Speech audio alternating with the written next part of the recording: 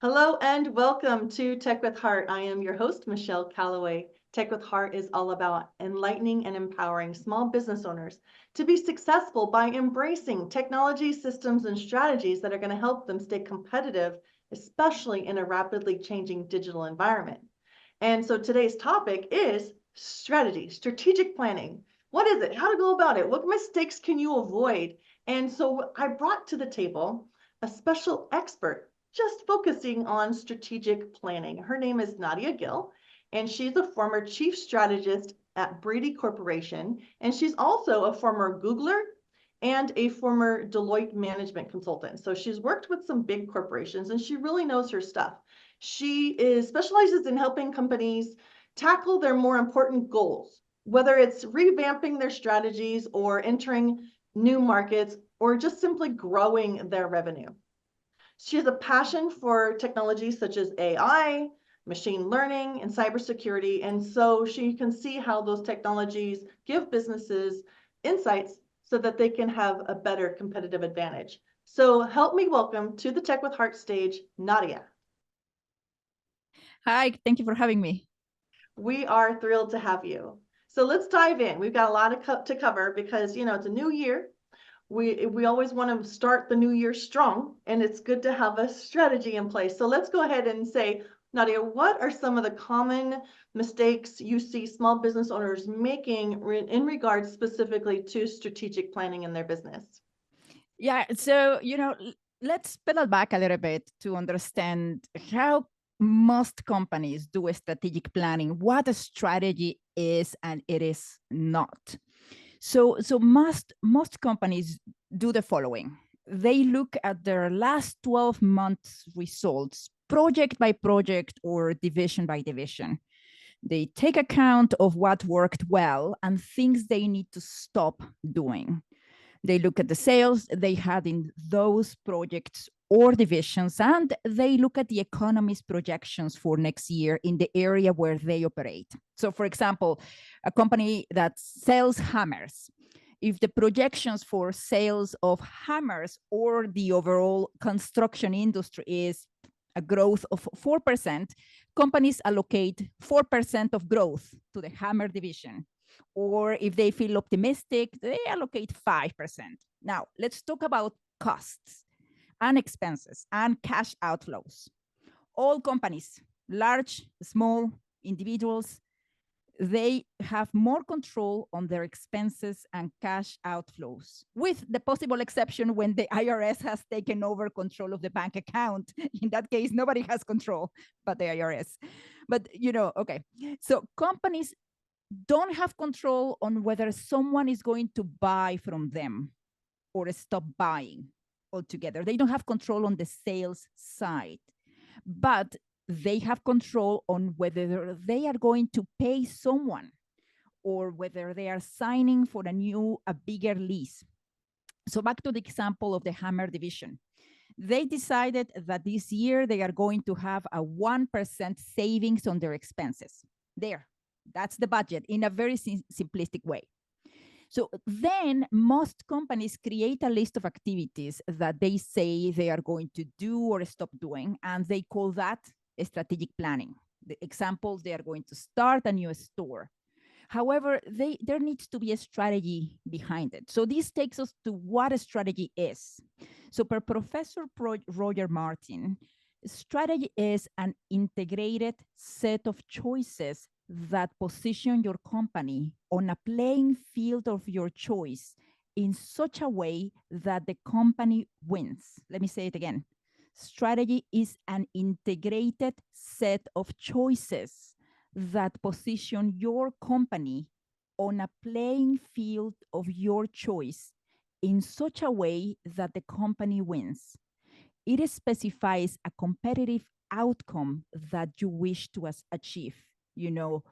customers wanting your product or service versus the store next door.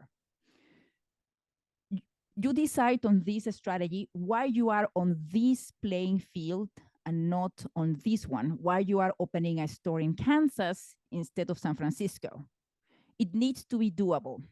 So to your question, what are the most common mistakes that I see small business owners making is, number one, they don't have a strategy, and because they feel, well, I'm too small, I don't have time.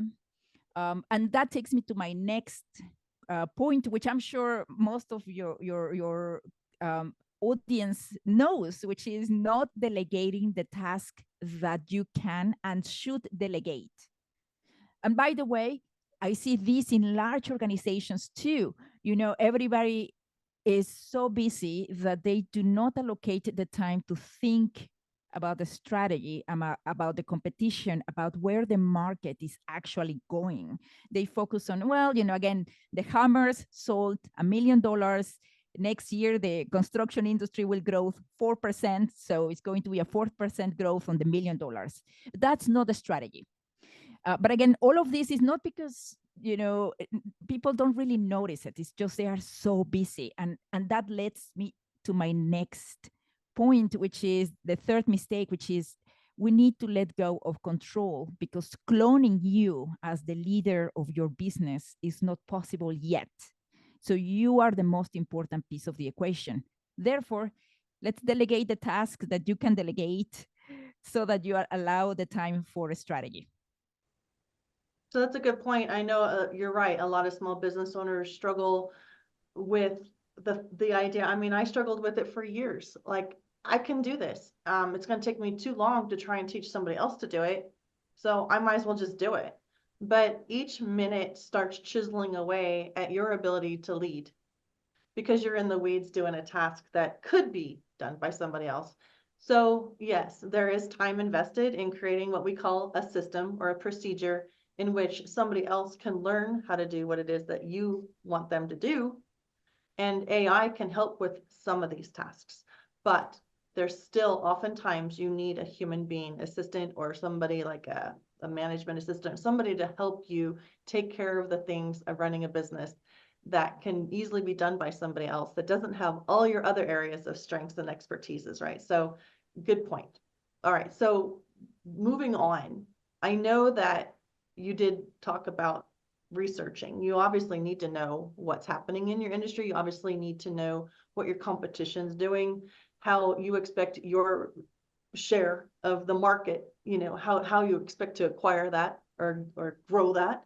So there's research to be done. But what other things, or maybe there's top few 3 things maybe that businesses do need to assess to determine what to plan for? Can you maybe talk about, like, what have you learned that went well, especially in how to retackle what didn't go well? Like when you're analyzing your past year or the past 5 years to create this new strategic plan, what are some top 3 things that business owners should be assessing?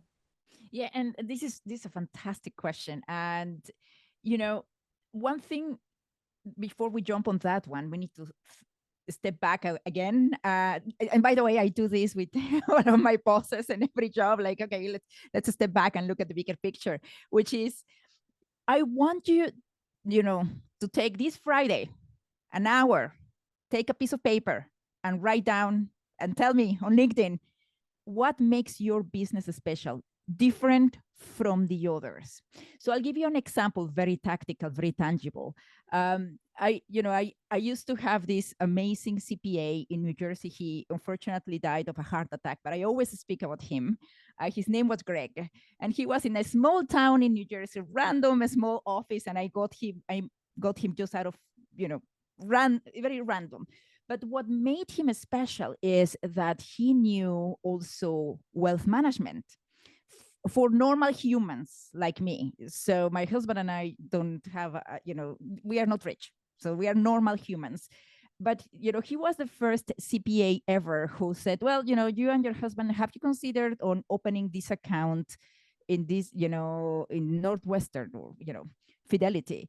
And this is pre-tax, and it can help you save for your retirement. And also, this can help you for, to save taxes. So he had that magic of knowing taxes and investments. And that made him so special. And I never met anyone like him, and he was worth, by the way, doing my taxes are very simple. So I could have saved $300-400 using TurboTax artificial intelligence. However, just the ability to talk to him about these things that matter to me were worth the extra $400 that I would pay him for doing my taxes. So so if you don't know what makes your business different or special from the next door competitor, go and find it. So a way to find it, obviously, is to ask your best customers, why did you choose us? Have a voice of the customer. With you don't need that many. Ideally, you want to do it with a statistically significant sample to over 25. But they spent an hour and said, what was the, if you are producing a product, what is the area of the product that you like the best, and the things that you don't like of the product, and invest time in making those better, and deprecate or stop working on the ones that people are not using.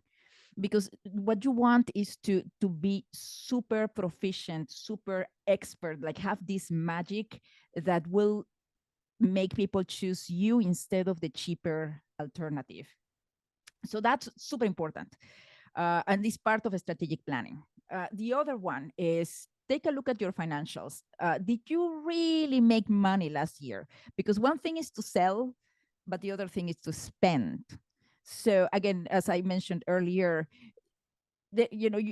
yes, there is a period of time if you are starting up in your company where you are not going to make money, and that can be a few years. And the example is Amazon. For many years they were not making money, but now, wow, I mean, where they are now. So if you are aiming for the next Amazon, ensure that you are on the path for that. Those are the two biggest ones. Being able to do business online is crucial for survival, especially during times of social distancing. So how do you survive and thrive in the sea of digital noise? It's a lot like fishing. You need to know who your perfect customer is so that you can use the right kind of lure to attract them. We help you catch your perfect customer and retain them for future sales through highly converting websites, influencer mobile apps, getting you featured in the news and on TV. Hi, my name is Jerry Bowden, U.S. Army veteran and president of Revealio Software Solutions.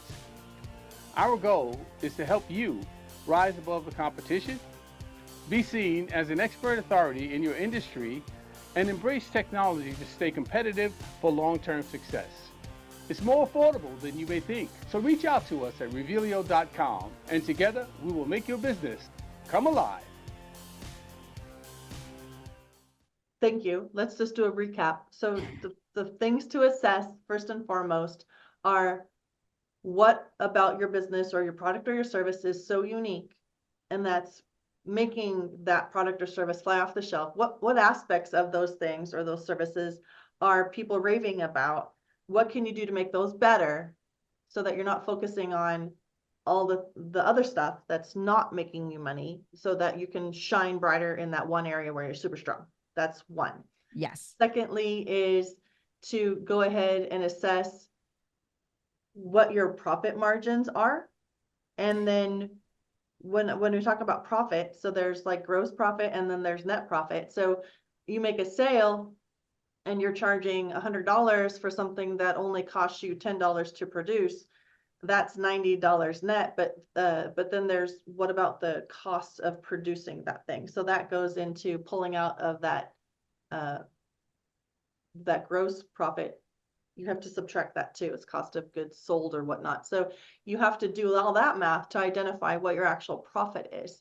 And then you have to compare all the other expenses, like you said. So when it comes to your balance sheet, you're looking at, how much did you bring in? How much was actual net profit? And then out of all of that profit, not just from the product or the sales, but the overall business, then what is the net profit that you actually walk away saying, I've made this much money? So that's what you're saying is the other thing to assess. And then what do you do with that assessment? So then again, it goes back to your strategy planning, which is whether you are going to invest the money that you are making. Are you going to, advertise more? Are you going to use it to improve your product? Are you going to use it to, invest into the next product that you don't have yet? And these also, there are so many elements here. Obviously, you got to understand, if you are in certain geography and if you want to expand into a new one, which one would that be? Is it worth it to do it? If you're thinking of a different product that is complementary to your other product, does it make sense to make the investment there, or go together to market with another company that produces that product? Again, take a look at your financials, ensure that you're making money. And here is an example that always stayed with me. Years ago, when I was, this is like about 15 years ago, and I was switching roles. I was thinking where else to do. And I was interviewing for a small company that were, they wanted me to be their CFO. A very small company. And I remember going to see them in Queens. And I remember being horrorized by their offices because they were so small, so tiny, and they looked old. And then I went to I was working in this fancy company, and I talked to my friend who is a small business owner. And I said, well, I don't know, bear with me. I was young and naive and, dumb. And my friend said, no, actually, I like that company, she said, because that tells me that they are not investing money on the outside, the fanciest stuff. They are using the money to invest. Just find out, check their financials. Are they investing it on their research and development? Are they investing it in marketing? Like, that might be actually a company that is going to go big.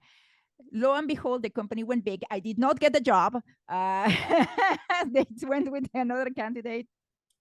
But so focus on what you are the things that are important, that will take you to the next level, that take your company to the next level, even if you have to sacrifice a little bit in this next 2024.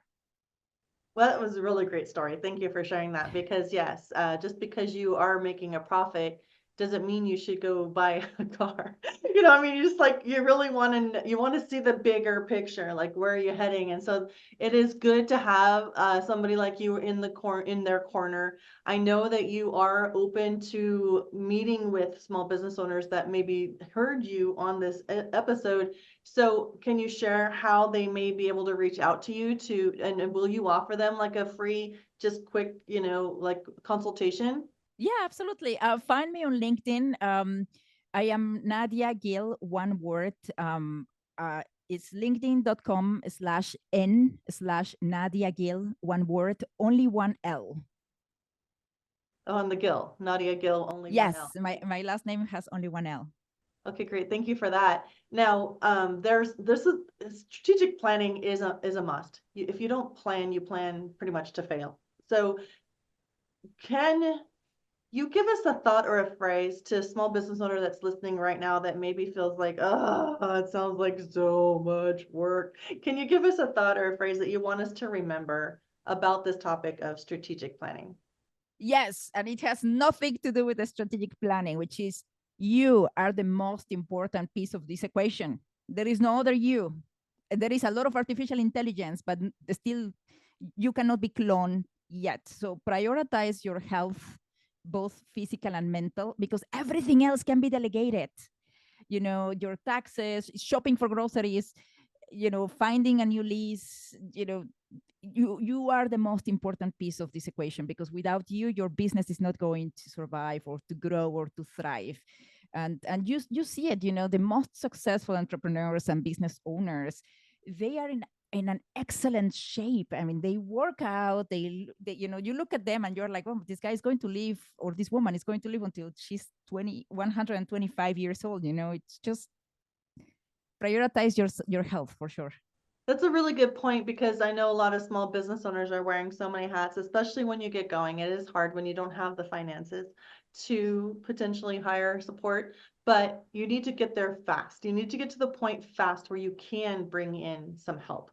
And so that should be your strategic plan. If you're new, you should figure out how you can bring in some support quicker, because you can go so far by yourself, but with a team, you can go farther, faster, and systems in place using tools like AI, machine learning, automations, workflows, all of that can be done. And, it's good for you to reach out to somebody like Nadia to kind of get you steering in the right direction, because holy cow, if you don't have a compass on where you're heading, how can you expect to ever get there, right? If you don't have a plan and a compass, you won't get there. So the compass is like, yeah, you need to know what direction you're heading. The plan is the steps to get there. Yes, in I that love direction. that. So yeah, this has all been very, very helpful, very insightful stuff. And I do hope that you do take Nadia up on that opportunity to talk to her. She definitely sees it from multiple different perspectives, really large corporations, mid-sized companies, and even small mom and pop shops. So please take her up on that. And if you're listening right now and you have valuable insights as a thought leader in your area of expertise in regard to business, please reach out to us at techwithheartnetwork.com. We would love to see if you're a good fit to be interviewed on the Tech with Heart show, because again, we're here to support small business owners who specifically are struggling to grow, especially in a digital era. Things are done differently today than they were just even 2 years ago. So let's come together in a community of innovative and forward-thinking small business owners that really genuinely want to see each other be successful, because small businesses are the cornerstone of America. So let's collaborate together. Go to techwithheartnetwork.com and join our community if you're a small business owner that wants to learn more. We offer regular enlightenment workshops, empower workshops, and just get to in the weeds and let's show you how to do something type workshops. And we would love to have you be a part of this community. So again, go to techwithheartnetwork.com. And until we meet again, here is to your success.